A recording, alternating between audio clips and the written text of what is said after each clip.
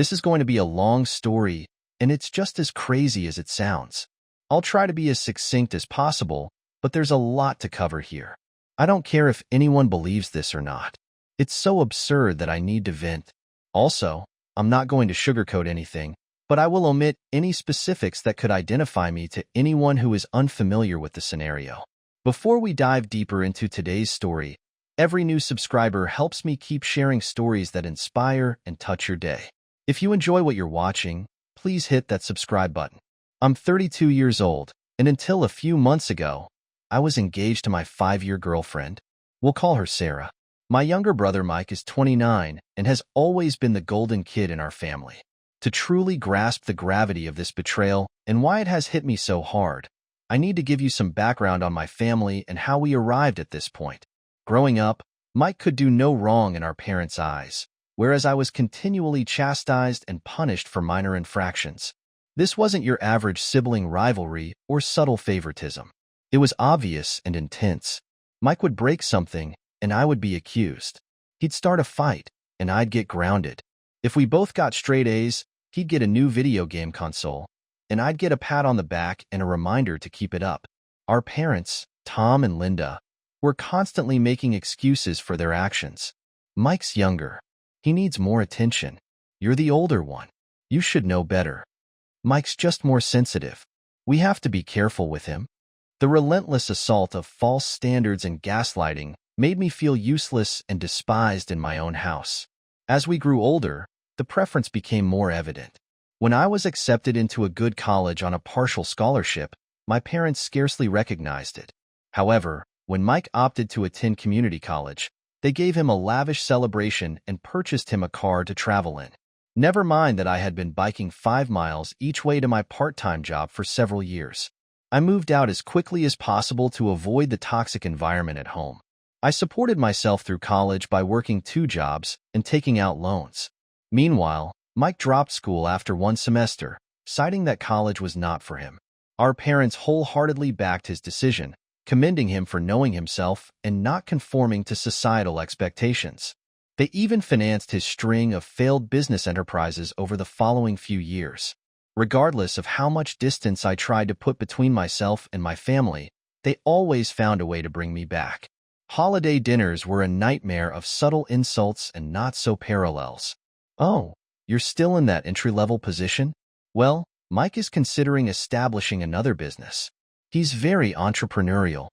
Never mind that I was establishing a secure profession while Mike depleted our parents' retirement money. Despite everything, I tried to keep my friendship with Mike. He was still my brother, after all. However, it was always one-sided. I'd reach out and attempt to connect, but he'd either ignore me or find a way to make the conversation into a game he could win. If I was promoted, he would suddenly have a big opportunity coming up. If I started dating someone, he would inevitably be in a serious relationship. I met Sarah while trying to reunite with Mike. She was a friend of one of his short-lived girlfriends, and we clicked immediately. Sarah was everything I wanted in a partner. Brilliant, humorous, kind, and stunningly beautiful. We began dating, and for the first time in my life, I felt truly satisfied and valued.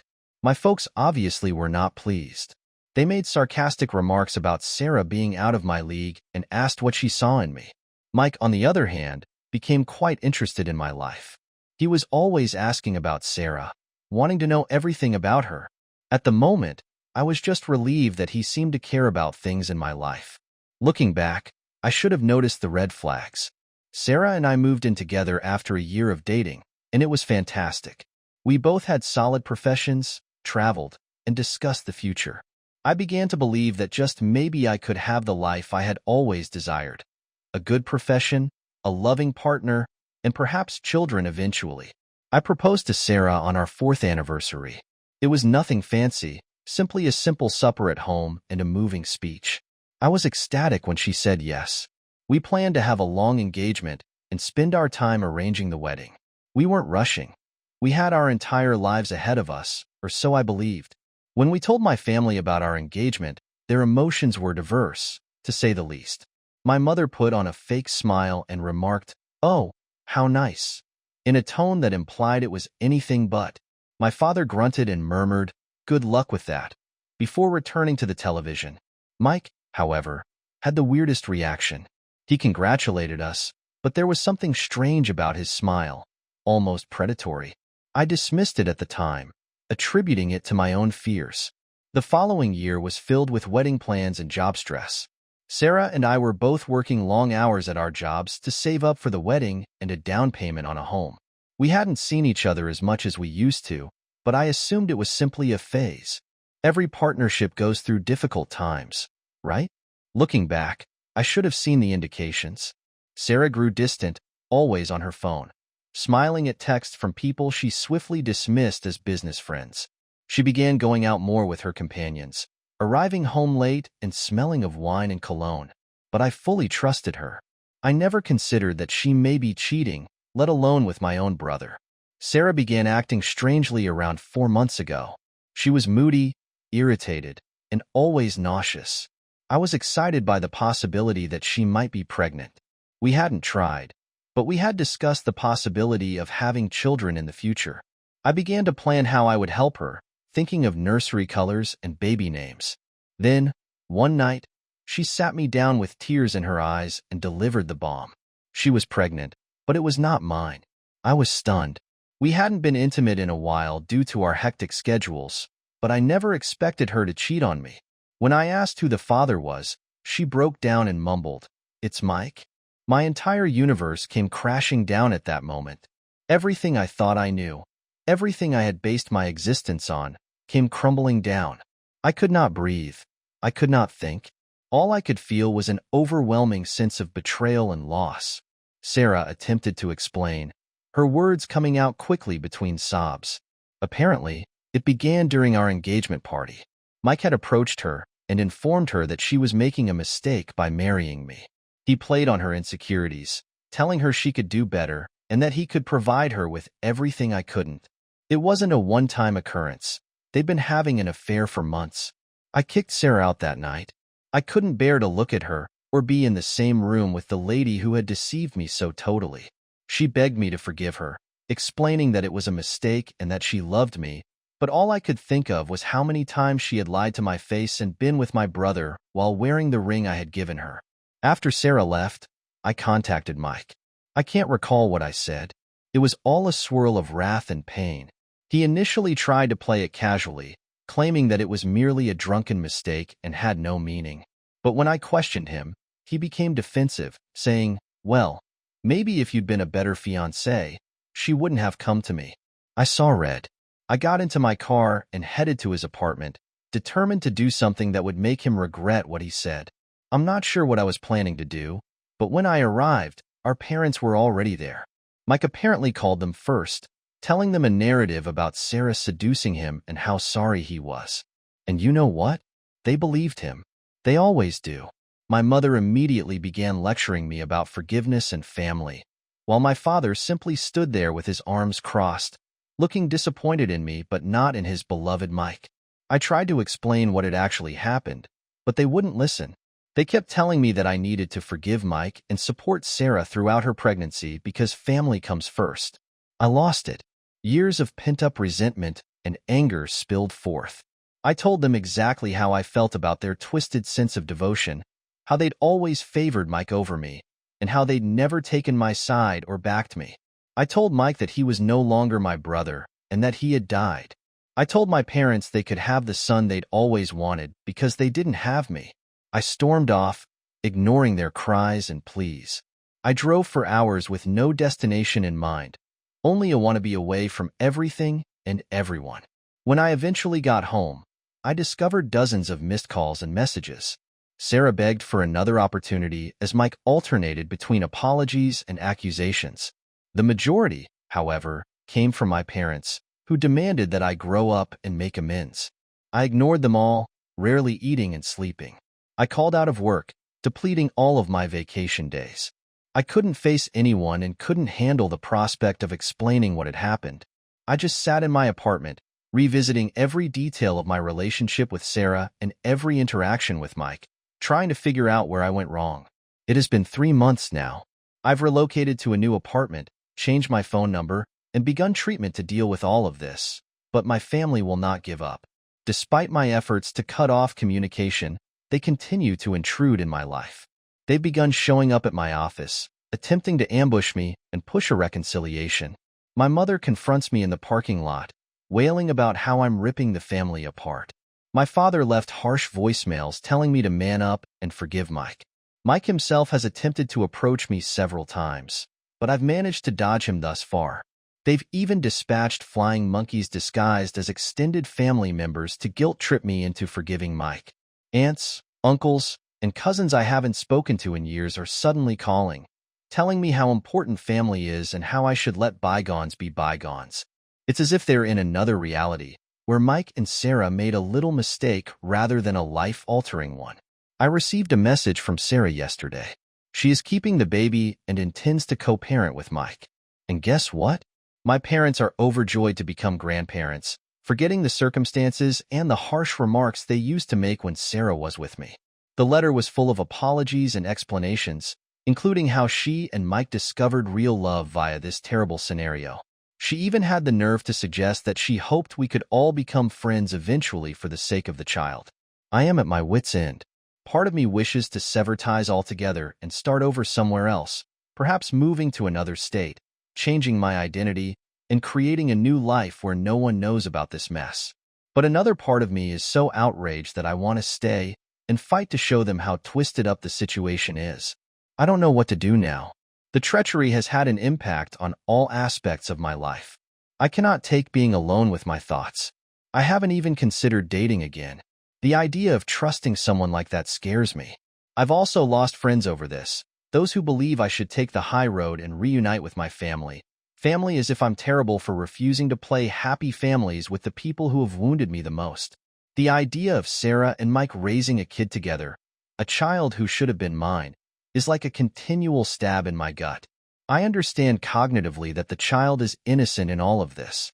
It is not the baby's fault that its parents are lying, cheating scumbags, but I can't bring myself to feel good about its existence. My parents have begun to discuss how I should be involved in the child's life and how I will become an uncle. The concept makes me feel physically ill. How can I look at this youngster and not recognize the ultimate emblem of my brother's betrayal? So, Reddit, I guess my question is, am I the idiot for refusing to forgive my brother and ex-fiancée? Am I wrong to want to lose relations with my family over this? Any help on how to proceed would be greatly appreciated, as I now feel like I'm drowning in a sea of treachery and gaslighting. I apologize for the lengthy post. If you have made it this far, I would appreciate it. Writing all of this down has been cathartic in a way. I'm not sure what I hope to gain from sharing this. Validation, guidance, or simply the opportunity to scream into the void and have someone, anybody, hear me. Edit. Holy God, this exploded up overnight. Thank you all for your help and advice. I'm astonished by the response, and it will take me some time to look through all of the comments. However, I wanted to answer a few typical questions. Yes, I have consulted with a lawyer about getting a restraining order against my family. It is currently in progress. I don't intend to have any contact with the baby. It's not the child's fault, but I can't become involved without losing my sanity. For those who have inquired about my job, I have already spoken with HR about the situation. They are aware and supportive. They have strength and security at the front desk and offered me the option to work from home more frequently. I am grateful for their understanding. Many of you have inquired whether I had contemplated relocating to another city or state. It is definitely something I am thinking about. My company has offices in several other cities, so a transfer may be possible. I'm considering the advantages and cons. To those suggesting a DNA test, Sarah acknowledged the affair, and the timeline is consistent. I see no reason to suspect the child is not Mike's. Even if it was mine, I doubt I could ever look at that child without thinking about this. I've been overwhelmed by the number of people who have had similar experiences. It's upsetting to realize how widespread this type of betrayal is, but it's also strangely comforting to know that I'm not alone. Thank you all for being vulnerable and sharing. To the individual who inquired if I had considered taking legal action against Mike for alienation of affection, I looked into it, but it is not recognized in my state. Even if it were, I don't think I have the energy for a legal battle right now. Several people have noted that Mike's behavior appears narcissistic. I've started reading about narcissistic personality disorder, and much of it rings true. It helps me comprehend, but does not excuse some of his acts. Those who have inquired about Sarah's family are as startled and appalled as one could anticipate. They have cut off communication with her and have reached out to offer me their support. It's a minor comfort, but I value it. To the individual who asked if I'd considered having my own children someday.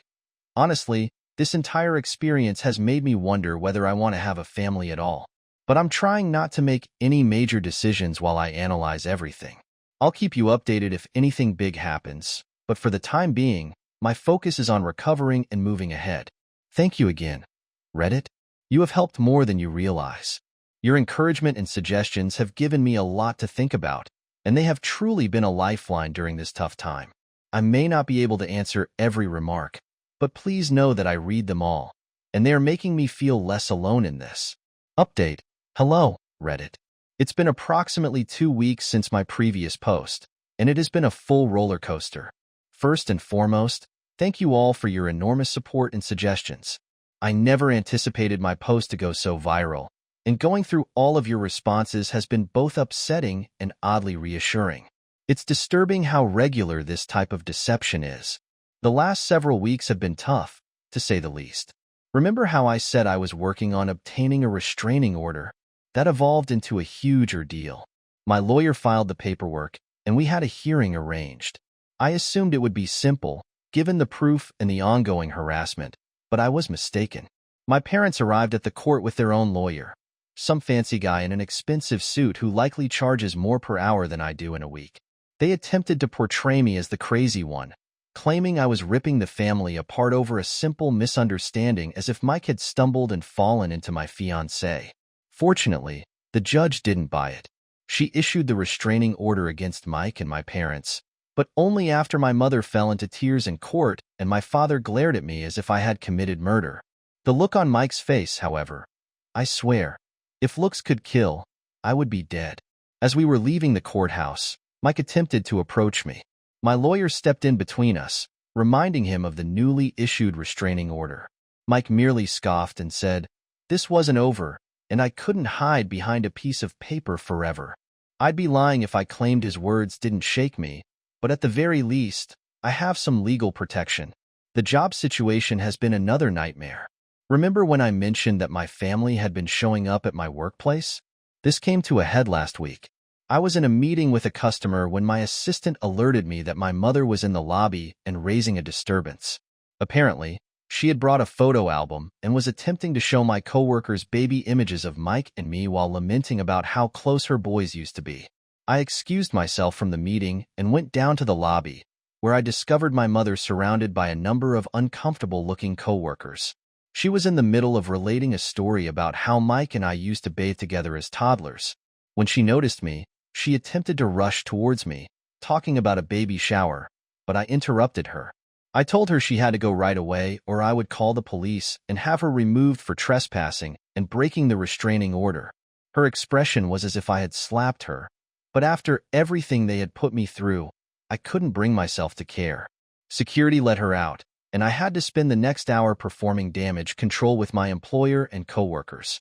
Fortunately, most of them understood, but I could tell some were wondering what kind of drama I was bringing into the office. But it was the fight with Mike that really threw everything off track. Last Saturday, I was in the gym trying to let out some of my frustration on the punching bag.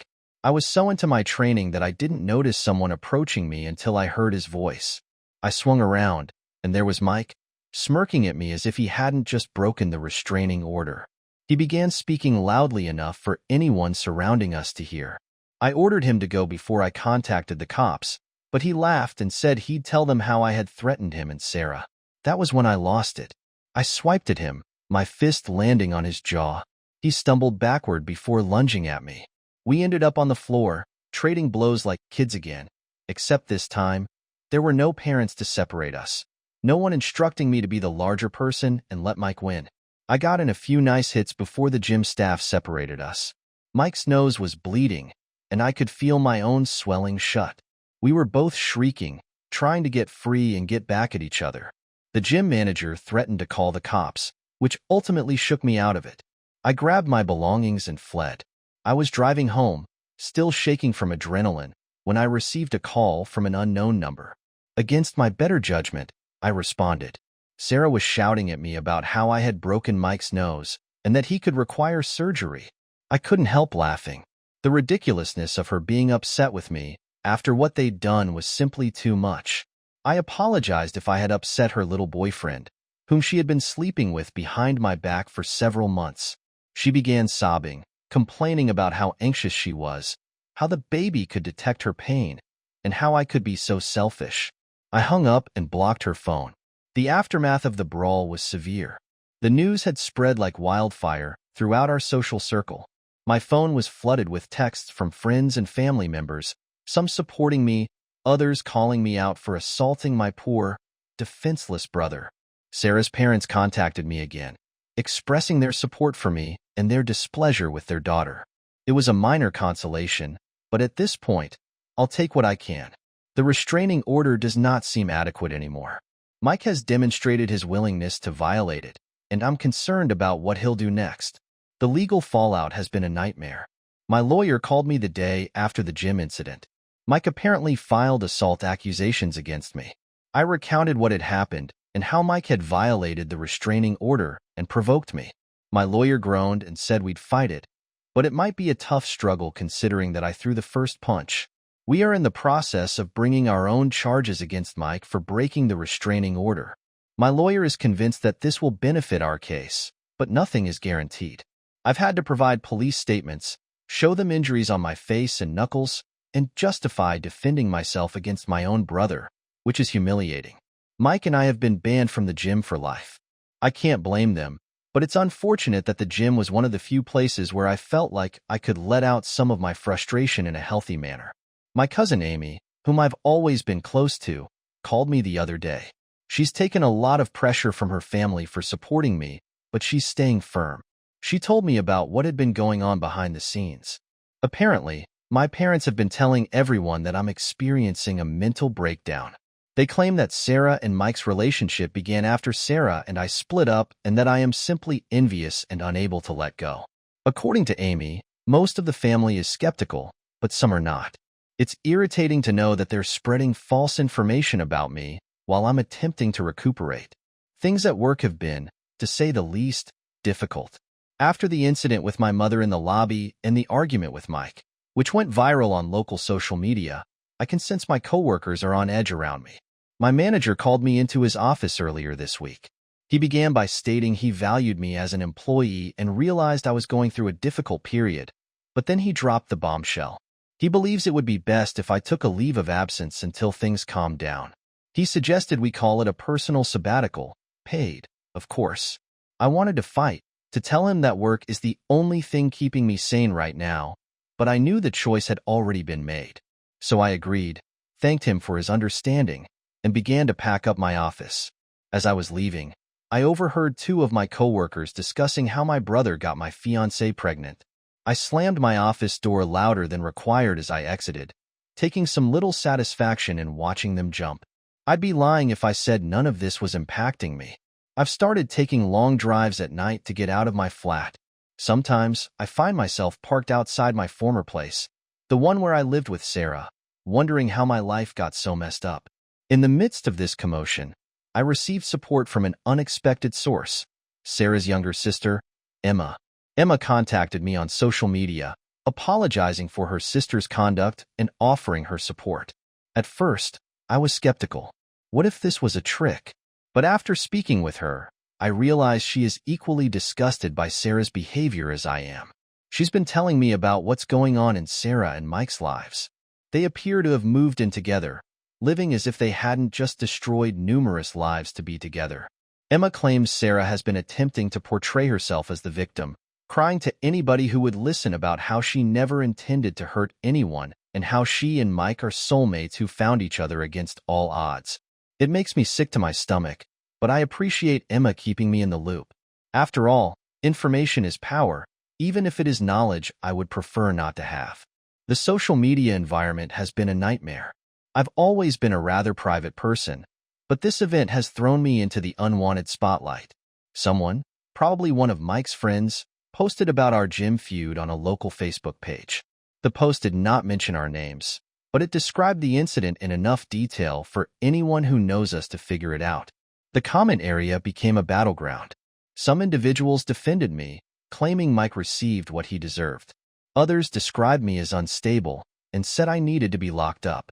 I made the mistake of looking over some of the comments one night after having too many beers. A huge mistake. I ended up hurling my phone across the room so hard that the screen cracked. Since then, I've canceled most of my social media profiles. I can't deal with the continuous notifications and messages from folks I haven't spoken to in years who suddenly want to know all the juicy details about my personal life. With everything that has happened, I have realized that I cannot stay in this city any longer.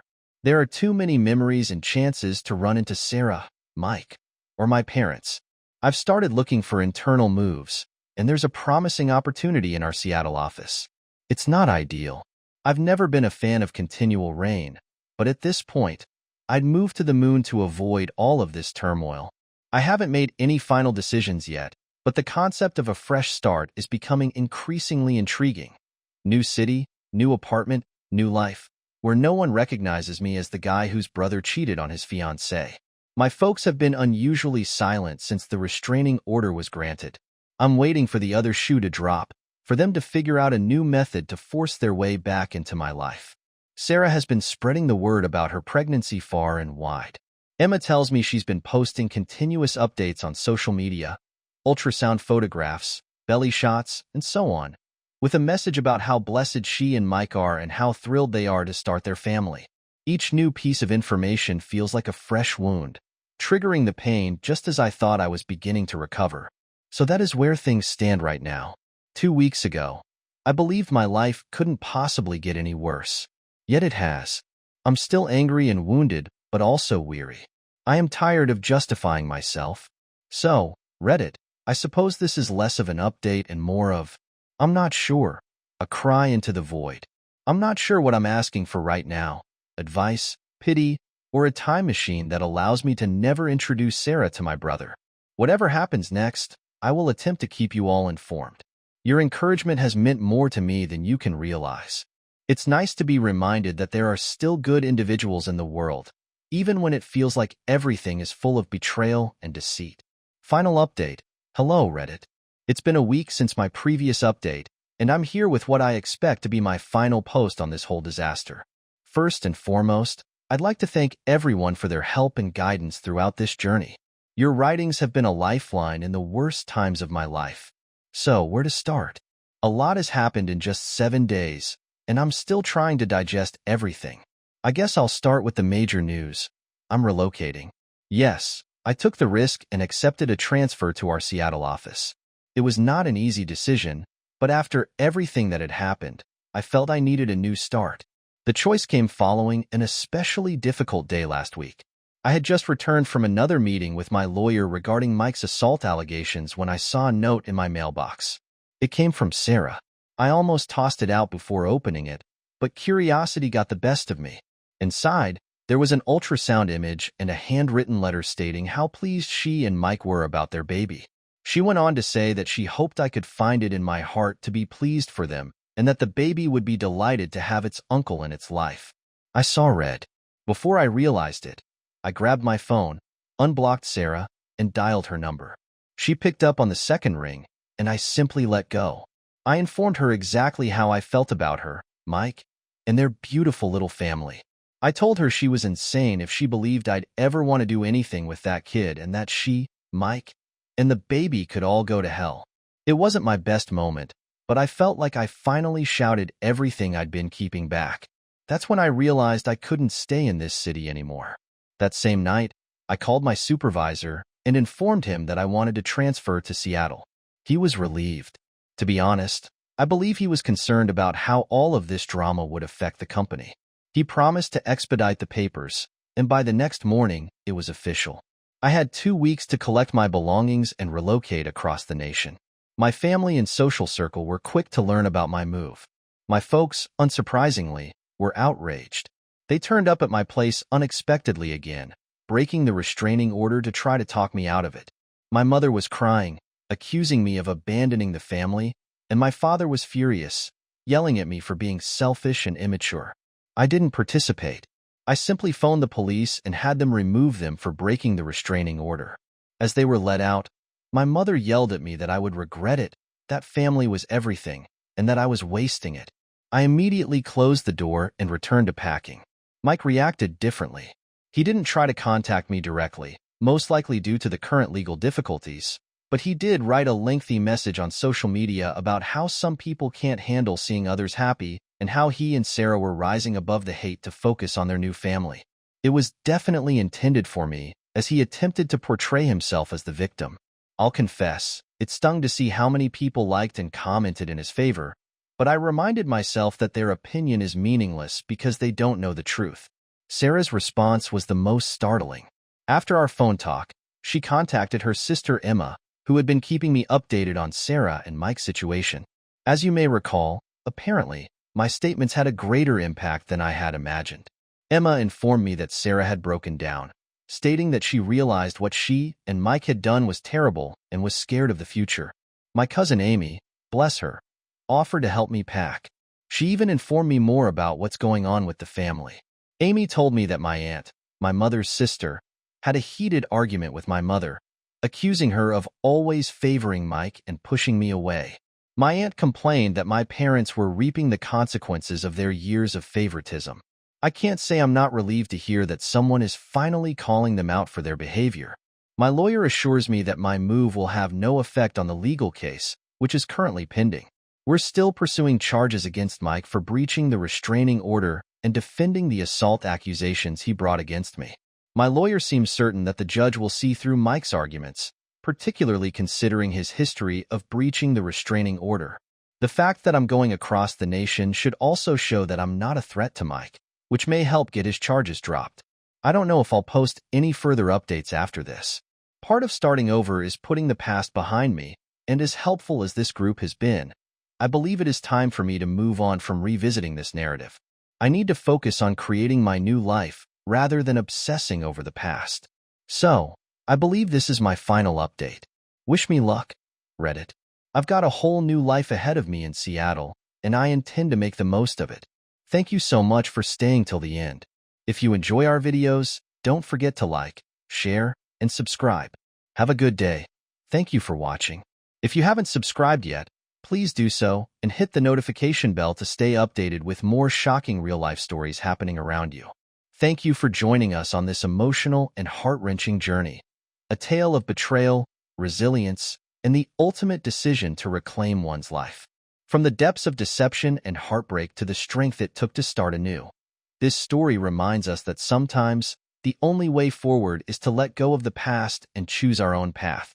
While the scars of betrayal may never fully fade, the courage to move on and rebuild can bring us the peace and happiness we deserve.